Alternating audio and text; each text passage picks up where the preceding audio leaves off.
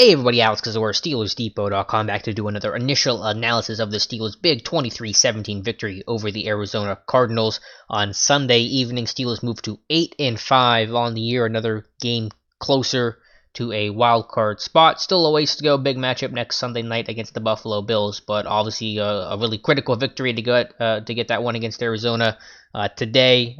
Overall, kind of more of the same. A lot of young guys stepping up. I mean, the story probably isn't drastically different than what we've talked about before and how they've gotten other wins where your defense creates big plays. 3 more takeaways today, 5 sacks of Kyler Murray. Overall, a nice job overall by the defense and the offense under Duck Hodges doing kind of just enough and kind of getting in gear in the second half and settling into the game. And that's kind of been the storyline for at least the past several weeks. But to start with the defense, I thought the opening script was really good from the Steelers. Mike Tomlin and Keith Butler really did a nice job on the Cardinals early. That the Cardinals had a good adjustment. They started using more tempo. They were getting the perimeter kind of elongated run game with some of the screens and quick throws and 3-step game that really kind of tired out the Steelers defense. It played against their aggressiveness. The Steelers are a very aggressive defense. They want to get after the quarterback. When you throw the short passing game and the quick game and these one-step throws and Kyler Murray, these option plays, it's hard for your defense to be aggressive. It's hard for them to be effective and be aggressive at the same time. Make these guys run and chase and go forward and backwards, and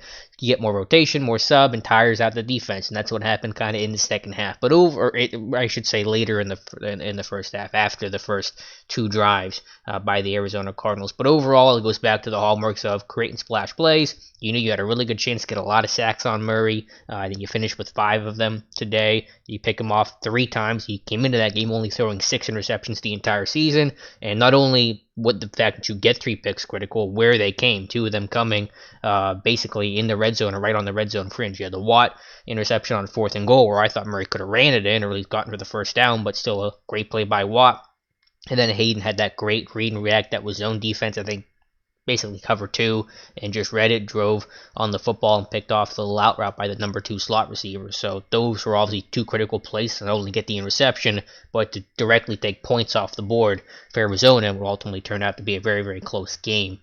So that was obviously critical. And then Hayden with the interception to seal it for the second straight week. So defense, 32 takeaways this year, the most they've had in a season so far. Still 3 games to go since 2010 when they had 35. Could easily surpass that figure over the next 3 weeks of the season. So again, the defense doing a nice job. I thought overall they did a really nice job to defend some of the option plays. Whether you're talking Bud, Edmonds did a nice job, I thought too. I mean, he missed on the David Johnson touchdown, which was a bad play for Terrell Edmonds. A really good throw, but just a bad play that shows Edmonds' ball skills really just aren't there.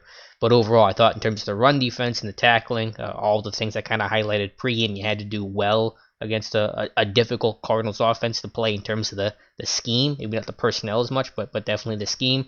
I thought the Steelers defense did a really nice job. Watt, Dupree, Mark Barron seemed to have a pretty decent day, so credit to him. And then you're getting splash plays from Joe Hayden, from TJ Watt, who should certainly be right in the conversation and maybe even leading the conversation as a defensive player of the year. 12.5 sacks, 5 forced fumbles, 3 fumble recoveries, 2 picks. I mean, that dude's been doing it all at a 90% snap count, high effort, high motor guy. I think he's every bit worthy of that honor of defensive player of the year. But overall, again, the big plays for the defense, story of the entire year. When they take the football away, your team's going to be right in games, and they're going to win most of them with an offense that's come to life just enough to hover around average, maybe still a little below, but still it's enough when your defense is playing as dominant as Pittsburgh is right now.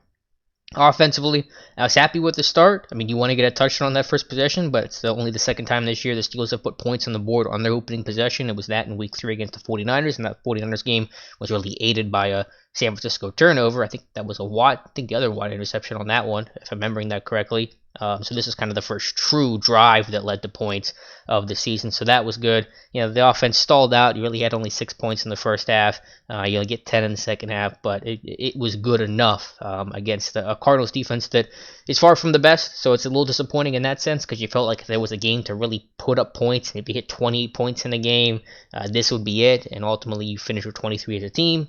7 of those were from Deontay Johnson's punt return touchdown, so the offense really doesn't reflect above the 23 total.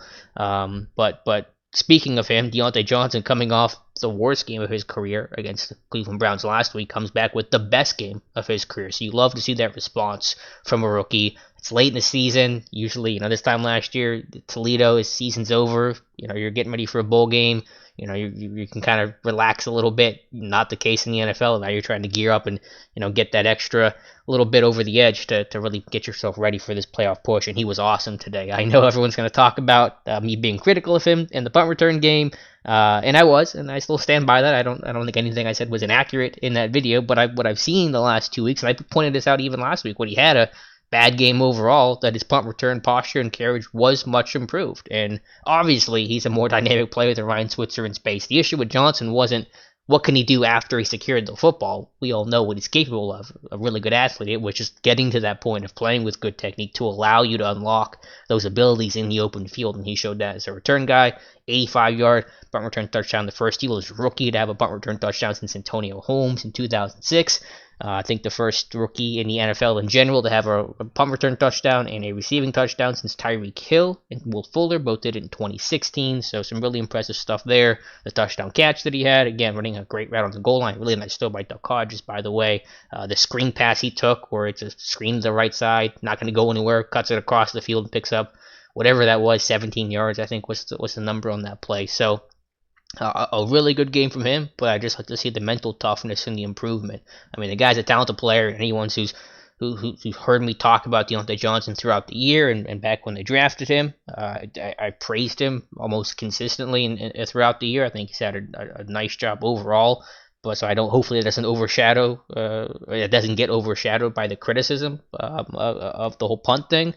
But either way, I mean, if he's listening to me, which who knows, maybe not, you'll take it. I'll take it and roast it if that means that Deontay Johnson's going to have an 85-yard splash play in special teams. Unfortunately for special teams, that was kind of the high point very early in the game. We'll talk about that in a second. But to stick with the offense, ran the ball, I think, effectively enough. The Bunny Snell fumble, obviously, you can't have that. But overall, it's Gareth White. It's still creating some splash. Samuels ran decent. Snell ran tough when he minus the fumble. Everything aside from that, I thought was fine. Maybe not spectacular, but fine. And again, very much to his style. Benny Snell knows the type of back that he is. He's a power, downhill kind of guy. And he doesn't try to do anything more than that. So I think it's important to know who you are and where you excel. I think Snell does embody that really well for a rookie. To look at Duck Hodges as a quarterback, just a really clean game.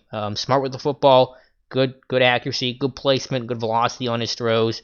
Just didn't hurt you. And that's kind of what Tomlin said before, kind of the tongue-in-cheek didn't kill us kind of thing. But obviously you're seeing growth and you're seeing maturation, you're seeing comfort. Running the 2-minute drill, there's really no hesitation for letting him throw the football. They're being aggressive late, sometimes I think to a fault with some of the Randy Fichtner's play calls, but that signals confidence to throw on 3rd and goal, to throw last week on 3rd down, and hasn't resulted in the result that you want, but that does signal confidence. So I think that's at least worth mentioning. I thought just a really good game from Duck Hodges today, who made smart plays, used his mobility, making plays outside the pocket. That throw to Deontay on 3rd down, running to his left was a big one. So just you're seeing progression every single week, and that's super encouraging for any quarterback or any player, but especially for a guy in his situation, and the confidence that maybe by next week in week 17, and if you get in the playoff race, Hodges is going to be in a really good spot where he's at this season early in his career, and this offense can continue to get a little bit better. They don't have to be great, they just have to be an average unit, and with the way this defense is playing, that's enough to get you somewhere and really make this thing interesting for the rest of the season. So my thoughts there on the offense. For special teams, again, the Johnson punt return touchdown was awesome. Everything after, much less awesome. You had some kick return game was poor, but obviously the big one is the failed fake, which Tomlin says was a called fake. Jordan Berry said that it was a called fake, but then called off by, I presume, Jordan Dangerfield, who's the personal protector on that unit. And it was just a mess, so there was clear miscommunication. Barry was the only one who thought the fake was still on, and that's why that play went awry. Running the fake in general, I think it's just a bad idea. Now, to be fair, special teams fake plays, they're always going to be results-based oriented. If it works, it's a great play call. If it doesn't, it's a bad play call. There's never any in between. It's always been used by the benefit of hindsight. But still, you're up, 20-10, 8 minutes left. Your defense is playing well. Just punt the football there. I get why they did it. They had a matchup. Tom talked about, 6 guys in the box for Arizona. You kind of had the matchup and it blocked up, and I get that. But no, just trust your defense. I think this team needs to realize how good of a defense it has. I mean, I'm sure that they do, but sometimes their play calling doesn't always reflect it. Like the fake punt, like being aggressive on third down when you can kill clock. The last 2 weeks, you could have run this game down to about a minute left with the opposition having no timeouts, and you've done things that have stopped the clock and allowed teams to now have maybe a minute 45, a minute 50 instead of like a minute left. So those are things that bug you just based on the construction of this team, and you say let your defense make a play and force them to drive 80 yards with no timeouts and get in the end zone. Good luck against this unit, this pass rush in the secondary, but again, there was miscommunication on that play, and if it does work, we'll talk about how amazing of a play call it was and laud it. So I understand, it's very much a hindsight kind of thing. But anyway, so Steelers get the victory, move to 8-5 on the year again. Buffalo Sunday night, that's going to be a big one. If the Steelers beat Buffalo at Heinz Field on Sunday Night Football, they will become the 5 seed because they will now have the same record as the Buffalo Bills, who lost today to Baltimore. They'll each be 9-5, and then Pittsburgh, because of the head-to-head matchup, will be ahead of them for the 5 seed. But either way, you're in a good place right now to be that 6 seed. So, or potentially better, obviously. So, let me know your thoughts in the comments below. Whether you are watching on YouTube, follow me on Twitter at Alex_Kozora, or follow on the website SteelersDepot.com. Thank you guys so much for listening, and we'll talk to you soon.